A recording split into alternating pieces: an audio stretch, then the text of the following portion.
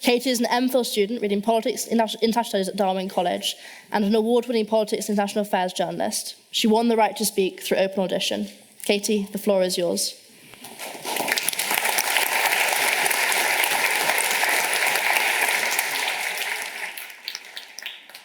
Hiya. As an American and as someone who's studying politics, I really hoped that I would get in tonight because I would literally never be more qualified to talk about anything ever. I want to be clear that I'm not making a right-wing argument tonight. I trust the rest of my bench to do that with more genuineness than I am capable of. We may be on the same side of the bench, but we probably don't agree on very much, and I say that lovingly. Instead, I'm going to tell you why, as a left-leaning person, I believe that you should vote blue if it's in a competitive election, or if you believe in a candidate, but not in non-competitive elections or for empty promises of change. I'm going to tell you why sometimes voting red is a viable political strategy, and sometimes voting blue isn't. Specifically, I'm going to tell you why I lean left by American standards, but I'm a registered Republican. I vote in every Republican primary, and I'm about to cast a ballot for overseas ballot for an independent for US Senate. I've got two arguments for you: non-competitive elections and pushing the Democratic Party left. First, non-competitive elections. There are many US elections that are not competitive, and voting blue is simply throwing your vote away. In these races, voting red or third party has a moderating influence that can actually reliably shift the Republican Party left with every election. Some background. The vast majority of US states are not competitive in federal elections, which determine the president and Congress. There are 13 swing states that determine election outcomes every year, like Pennsylvania and Wisconsin. These are the ones that you've seen on the news. The remaining 37 US states are solid blue or red. 24 of those states are reliably red. Democrats can't win in these. The most left-wing, actually effective political action you can take in these states, half of America, is as a Republican. For example, I'm from Utah, which is one of the most reliably red US states. The argument I'm going to make is not unique to Utah, but some of my best examples are from home. Utah has voted for a Republican president in every election since 1964. Which, for context, is before Black Americans had the right to vote. Specifically, every year, Democrats nominate congressional candidates, and they get 24 to 33% of the vote, while Republicans get twice that.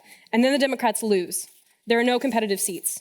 So instead, tons of people who lean left in non-competitive states register as Republican, so they can vote in otherwise closed Republican primaries. These left-wing Republican voters then vote for the most left-wing or moderate Republican on the ballot, because if they can win the primary, they will actually win in a general election.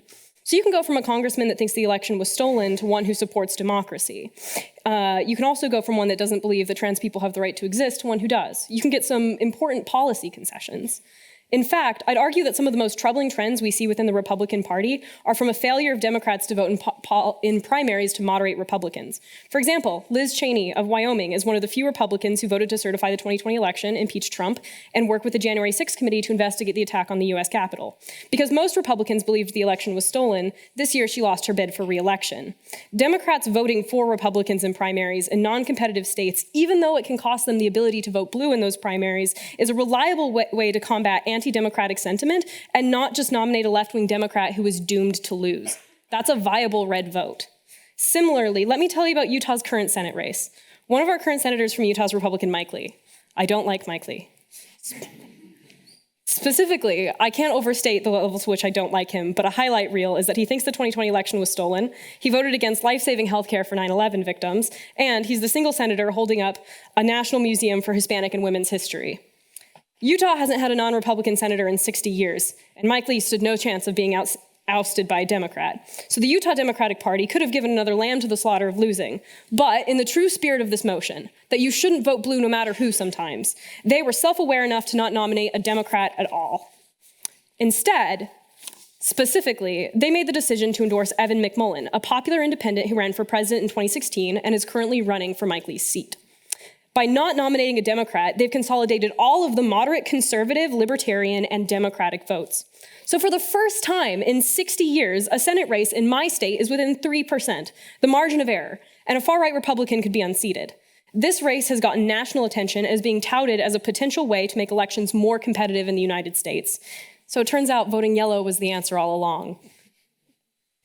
Under the notion that I should vote blue no matter who, these primary and Senate votes shouldn't happen. But because Democrats in red states have learned how not to throw their votes away by blindly going blue, there's a chance to shift US politics in even a conservative haven that shouldn't be winnable. If a race is unwinnable for Democrats, voting moderate red or yellow is a better way to ensure the inevitable winner of your race more closely aligns with your values. Second off, I also believe that in a nationwide presidential election, voters should withhold their votes for moderate Democratic candidates as a mechanism to push the party left.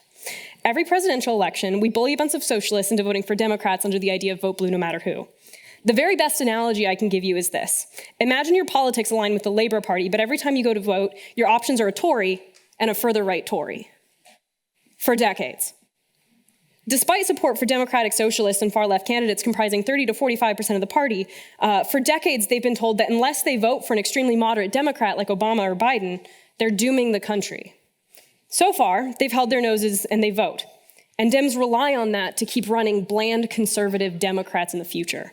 Vote blue no matter who is the insidious policy Democrats use to nominate conservative candidates and ignore the will of their voters.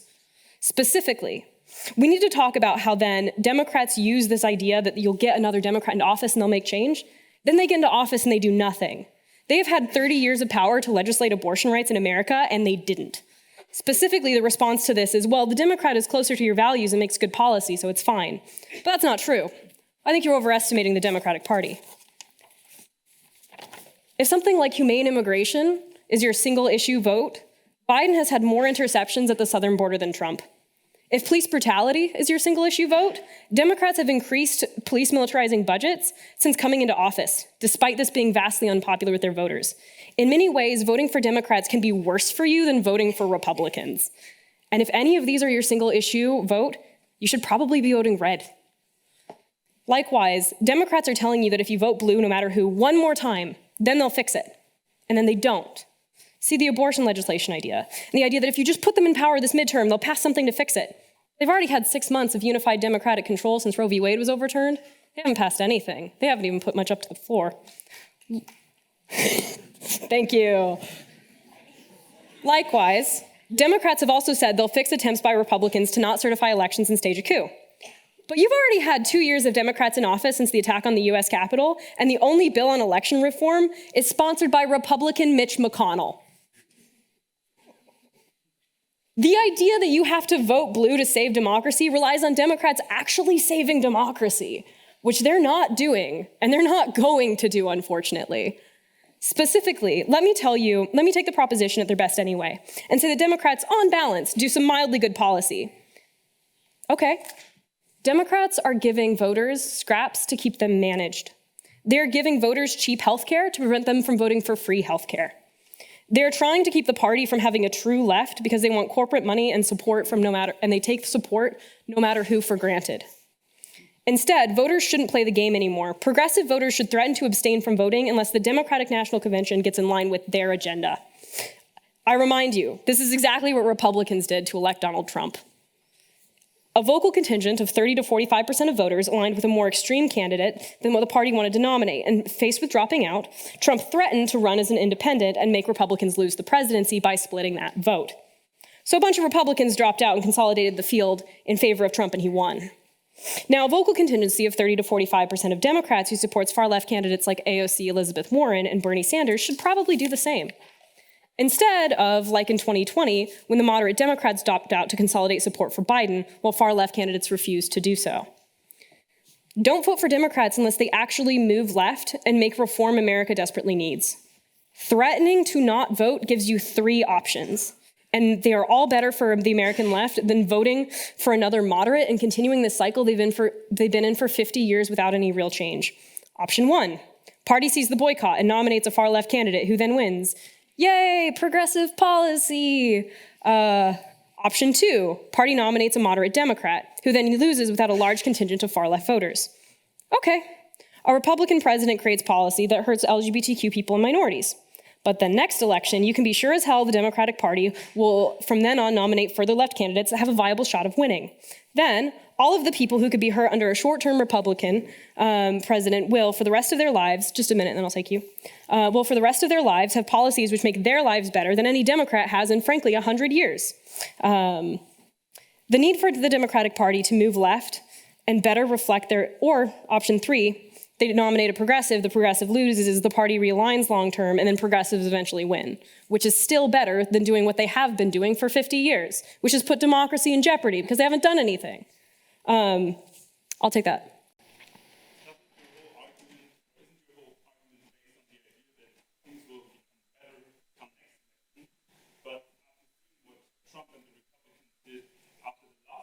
And that they just barely, or the outcome of the election is barely accepted.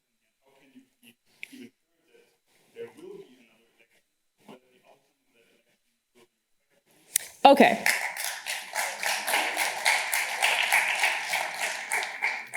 Okay, I've got two responses. One, I think that that relies on the idea that Democrats are going to fix elections, which I've already addressed is frankly not happening, because they aren't putting bills on the floor to fix electoral problems that Republicans have been exploiting. You can see that the only bill that is currently up in the Senate is sponsored by Mitch McConnell. So it's either a bipartisan reform with moderate conservatives, or it's not happening at all. In order to win, this side of the bench has to actually fix democracy, which, I mean, I guess that's nice in la-la land, but frankly, it's not what the party is doing in actual Congress right now. So if you're afraid of elections not happening on either side of the bench, they're not happening because their party is so neutered, they're not going to fix the problem. Okay. The need for the Democratic Party to move left and better reflect their voters is more important than winning this next election. So, whether you believe in actual short-term practical changes in red states or long-term actual left-wing in America that betters the lives of vulnerable people, you should be voting in opposition tonight. If any of my red or yellow votes are valid, opposition wins. If you believe in progressive policy, long-term, opposition should win. Thank you.